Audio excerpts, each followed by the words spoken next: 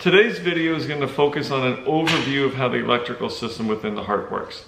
In other videos, I've used an analogy of how a house compares with the heart, and this works very well with the electrical system as well.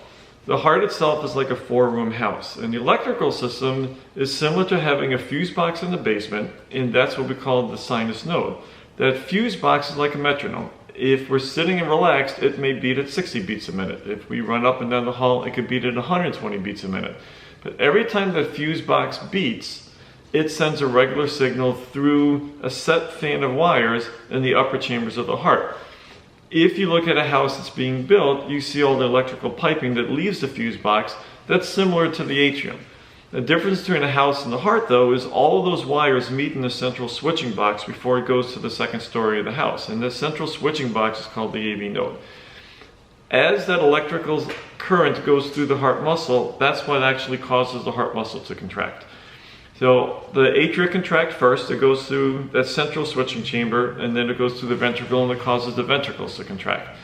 And there's a normal series of wires that conduct all that electrical current. As we age, the current in the wire slows down a little bit. And some people it slows down more than other people. If it slows down too much between the atria and the ventricle, or that central switching box doesn't work, then a pacemaker, which is something that we usually put in the chest, but we have smaller ones that can also go lower down in the chest. Pacemakers can be used to bypass the electrical system. As long as the fuse box clicks, it'll click, the pacemaker will sense it, and then it'll deliver a current to the lower chambers of the heart. If the fuse box breaks down and that no longer works, the pacemaker can be used to also replace the fuse box. In other patients, they have too many beats.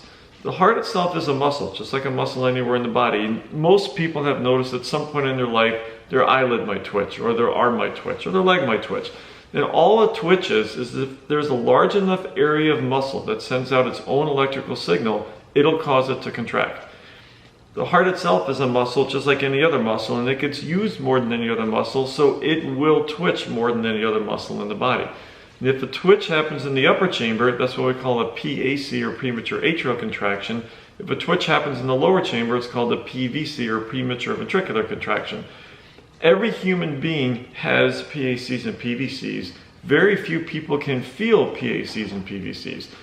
If people notice that their heart's beating irregularly, we have various types of monitors that we can either give patients from a physician office, and now there are wearables that people can purchase and record what their heart rhythm is doing, not just the rate, which is how fast the heart's beating, but what that actual rhythm is, and that's what an EKG tells us.